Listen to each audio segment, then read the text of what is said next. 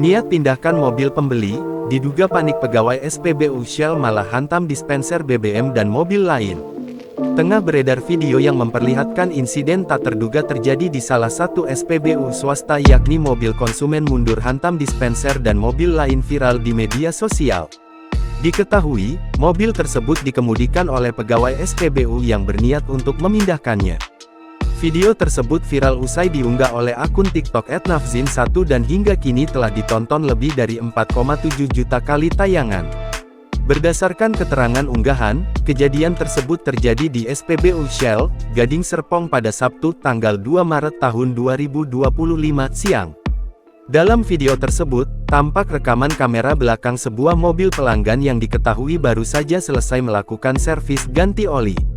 Namun, dalam rekaman mobil itu tiba-tiba melaju mundur tanpa kendali dan menabrak dispenser BBM serta mobil lain yang sedang mengisi bahan bakar.